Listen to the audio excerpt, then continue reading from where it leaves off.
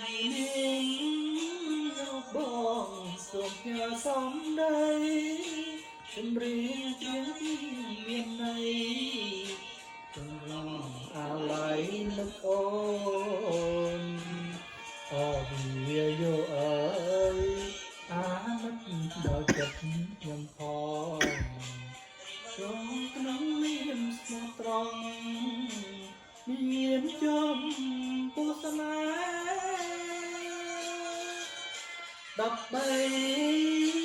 ថុនាបញ្ចប់ឬពិតប្រាប់ថាមានជីវិតរឿងពិតនៅលើលោកីបងបានជួបអូននៅជុំរំប្រទេសថៃវាស្នេហ៍មួយមានតម្លៃអាឡ័យពេញគ្រប់ចិន្តាពេលអូនលាបងឡើងជារថយន្តទុំបងសែនទាំងអន់មានចំពោះស្នេហ៍អើយឆ្លៀតចំរងចិត្តគ្នាក្នុងនៃស្នេហាពេលក្តីដកហើមបងក្លៃតែមានន័យ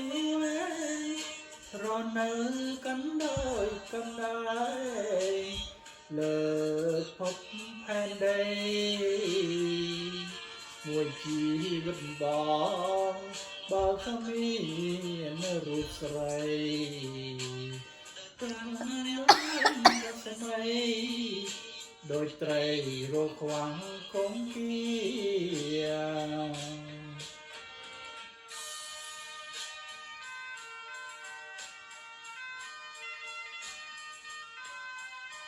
ថ្ងៃនេះជាថ្ងៃ Faraday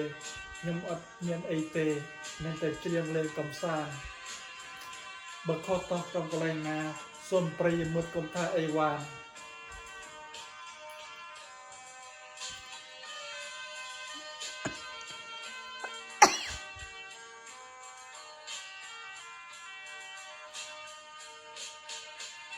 ពេលអូ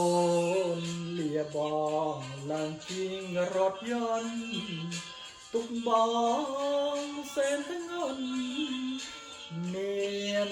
ចំពោះស្នេហ៍មិនចង់ឲ្យឆ្លៀតចង់រងចិត្តគ្នាក្នុង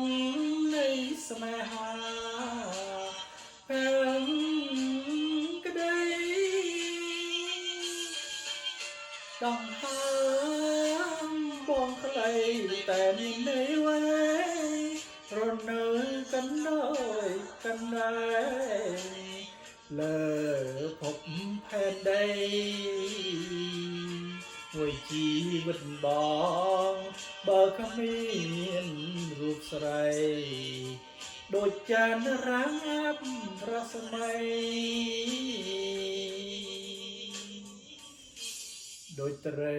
រកខ្វាំងគង្គា